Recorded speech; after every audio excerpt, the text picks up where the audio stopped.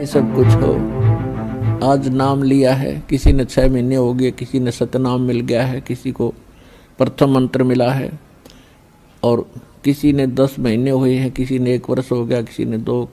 जिन भक्तों को 1 वर्ष से ज्यादा हो गया, 2 वर्ष हो गए हैं, आज उनके सुख सुनना, उनके मुंह का थूक सूख जाएगा अपने सुख बताते बताते। इतने सुख देता है परमात्मा।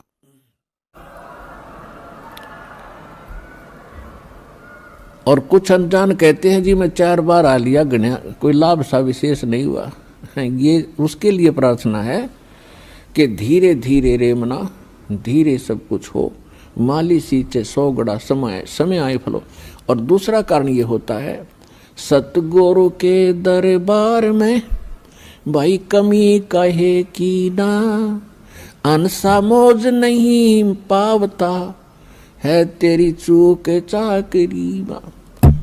इस सच्चे दरबार में किसी चीज की कमी नहीं है। यदि आपको कोई राहत परमात्मा से नहीं मिल पा रही है तो आपका कनेक्शन ठीक नहीं है। अपने आत्माओं जैसे एक मेन लाइन आई है बिजली के तारों की, और वहां से पूरी कॉलोनी को कनेक्शन मिला हुआ है, और किसी एक व्यक्ति का पंखा नहीं चल रहा या मोटर नहीं चल रही या कोई भी आइटम नहीं चल रहा, तो उसका कोई और कारण हो सकता है। या तो पंखा खराब हो सकता है या मोटर खराब हो सकती है, उसको चेक कराओ।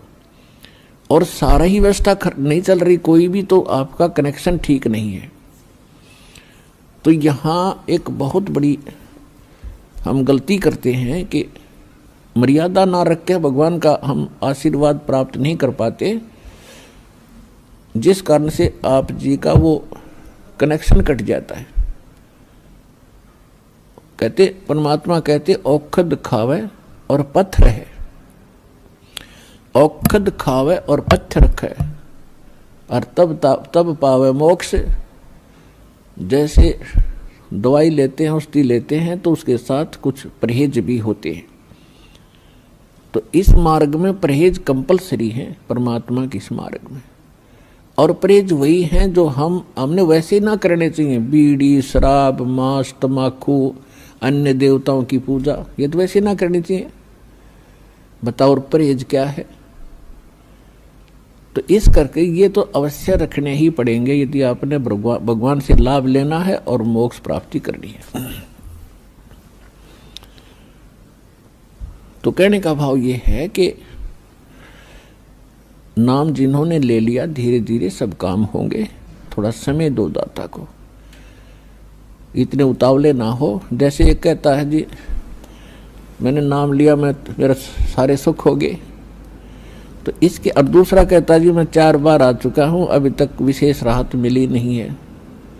पुणात्माओं, ये परमात्मा का मार्ग है, इसके लिए आपने ये ध्यान रखनी पड़ेंगी जो बातें दास बता रहा है।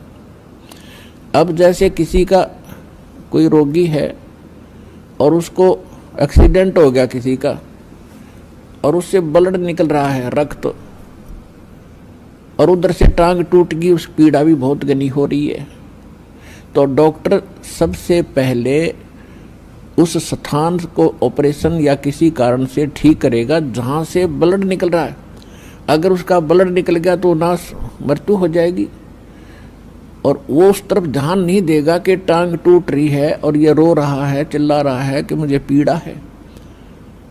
डॉक्टर इलाज भी कर रहा है और वो ये सोच रहा है कि डॉक्टर का ध्यान न कोई नहीं, मैं मर गया, मेरी तो टांग टूट गई। लेकिन डॉक्टर पागल नहीं है। डॉक्टर पहले देख रहा है कि ये करना आवश्यक है, ये टांग तो बाद में जुड़ जाएगी, इस तरह मरा नहीं गा ये। तो इसी प्रकार आपके जिन्होंने दीक्षा ले ली है और जिनके ऊपर कोई ऐसी आपदा आनी है कि आपकी मृत्यु होनी हो, तो पहले परमात्मा उस मृत्यु को रोकेगा, बाकी संसारिक सुख तो फिर आपका ढेर लगा देगा, आपका जीवन एक्सटेंड हो गया था। तो इस बात को आप ध्यान रखना, यह कोई बालकों का लेख नहीं है, और इतने एक मनुष्य जीवन का मिलना हंसी खेल नहीं है। एक सांस भी मनुष्य जीवन की मिलना आपको बालकों का खेल नहीं है, और ये आपको 100-150 वर्ष एक्सटेंड कर देता। ये परमपिता, ये पूर्ण परमात्मा है।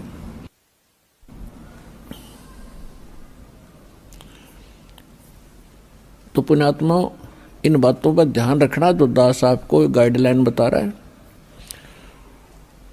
तो इस प्रकार जिनको राहत नहीं मिल रही है वो ये ना सोचो भगवान का ऑपरेशन चालू नहीं है।